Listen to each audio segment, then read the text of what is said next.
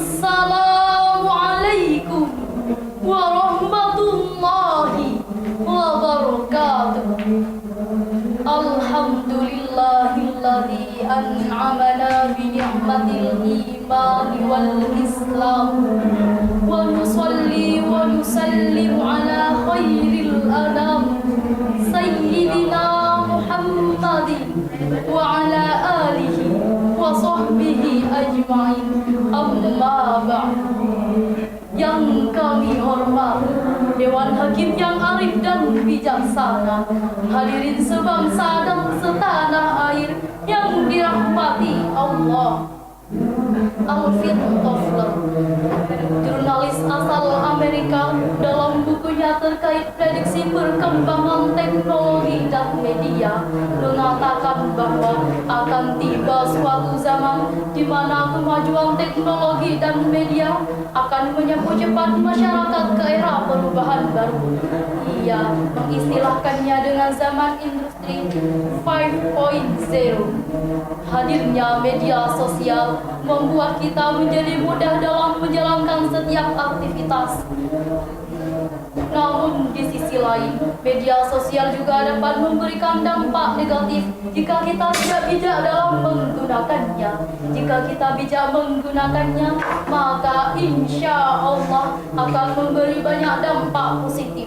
Sebaliknya, jika kita semena-mena dalam menggunakannya, maka akan berdampak negatif bagi kita dan orang-orang yang berada di sekitar kita.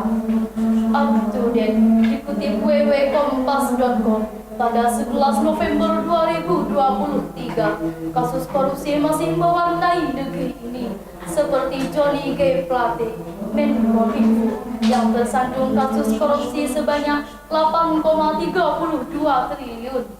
Serta yang masih hangat-hangatnya diperbincangkan, Anwar Usman, mantan ketua MK yang terbukti melakukan pelanggaran berat terhadap kode etik seorang hakim dan diduga terlibat kepentingan politik praktis. Tak hanya itu, dunia internasional prihatin terhadap saudara kita di Palestina yang saat ini dibombardir oleh Israel.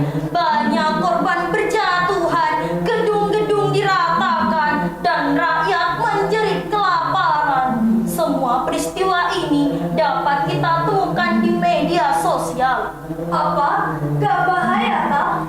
Bahaya, Pon. Oleh karenanya, pada kesempatan yang penuh ukhuwah ini, izinkan kami menyampaikan syarahan Al-Quran dengan judul Cerdas dan bijak dalam bermedia sosial menurut pandangan Al-Quran. dengan landasan firman Allah dalam Al-Quran surah Al-Hujurat ayat 6 sebagai berikut. A'udzubillahi minasyaitonir rajim.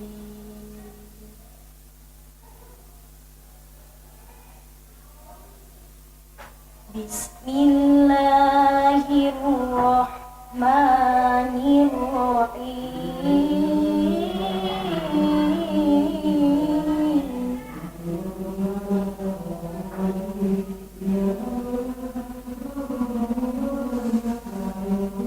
Ya ayyuhalladzina amanu in ja'akum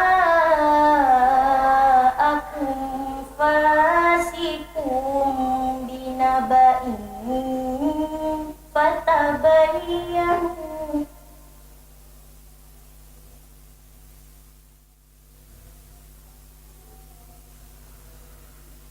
fatabayyanu an tusibu qauman bijahalatin fatusbihu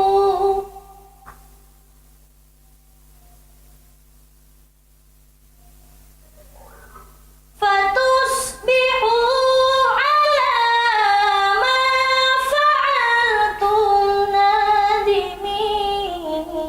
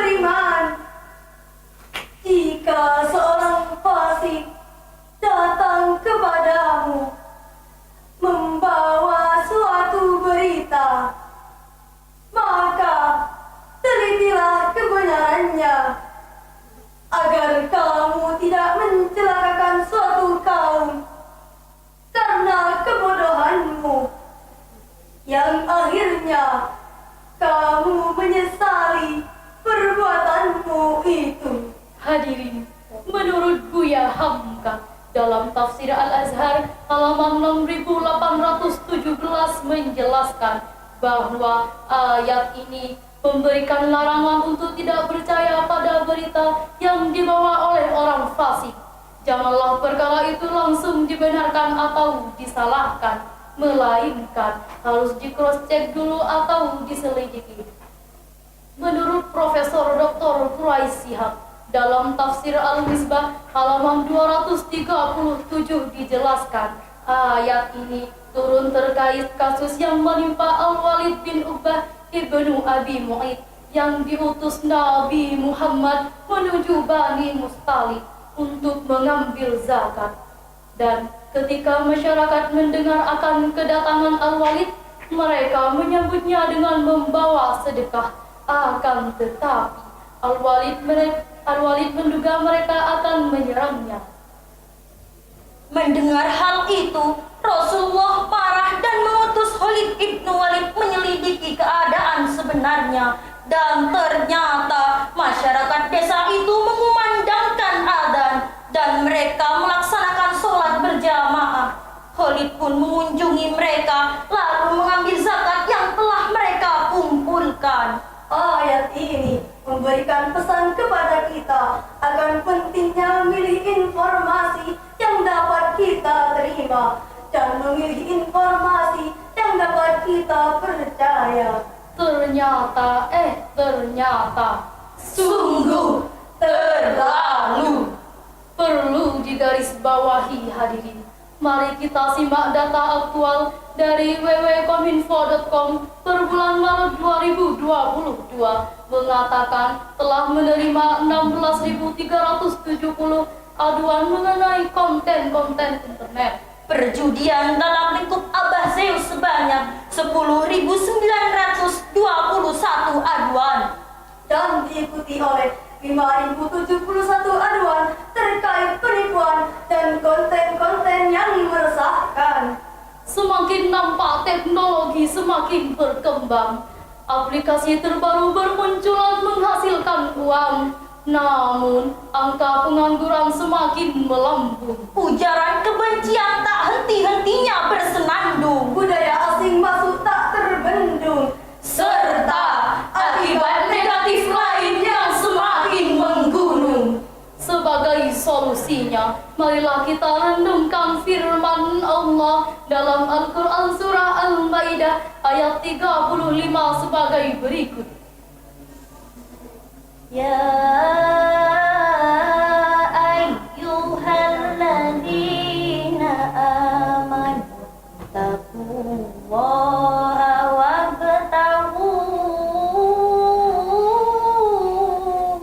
ilaihi wasilah.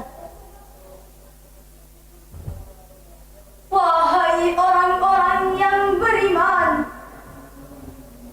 bertakwalah kepada Allah dan carilah wasilah, jalan untuk mendekatkan diri kepadanya, dan berjihadlah, berjuanglah di jalannya agar kamu beruntung. Imam Ibnu Katsir mengutip ucapan Ibnu Abbas radhiyallahu anhu. Makna wasilah di dalam ayat tersebut adalah amal ibadah yang dapat mendekatkan diri kepada Allah. Demikian juga menurut Imam Al-Qushairi dalam Lataif Al-Isyarah halaman 263. Makna wasilah adalah mendekatkan diri kepada Allah yang fungsinya mendatangkan kebaikan. Sekali lagi kami tekankan, fungsi positif media sosial bisa kita realisasikan dengan baik. Kitalah yang benar-benar menguasai media sosial, bukan malah kita yang dikuasai oleh media sosial. Melalui paparan ini, bisa kita simpulkan setidaknya ada 3 sikap dalam merespon kehadiran media sosial, yaitu yang pertama, menyadari betul bahwa medsos tak lebih sebatas wasilah penyampai kebaikan. Kedua, menjadikannya sebagai sarana yang bermanfaat. 1 peluru dapat menembus 1 kepala. dan satu tulisan dapat mempengaruhi 1000 atau bahkan berjuta-juta pemikiran. Dari Jabir radhiyallahu anhu, Rasulullah bersabda, khairun nas anfa'uhum linnas. Sebaik-baik manusia adalah yang paling bermanfaat bagi manusia lainnya. Hadis riwayat Ahmad. Ketiga, menggunakan media sosial dengan memperhatikan etika dan norma. Terlebih, kita sebagai generasi muda harus menjadi aktor utama dalam memanfaatkan media sosial secara cerdas dan bijak. Menjadi pemuda yang berwawasan luas, beriman dan berilmu, sebagaimana senandung nada berikut ini. Dengan iman dan takwa hidup terarah, dengan ilmu hidup kan terasa mewah, dengan teknologi dan media hidup kita akan lebih mudah. Dengan etika, dengan estetika hidup kita akan amat lebih indah. Demikian syarahan Al-Quran yang dapat kami sampaikan. Mohon maaf atas segala khilaf dan kesalahan. Wallahul muwaffiq ila aqwamit thoriq.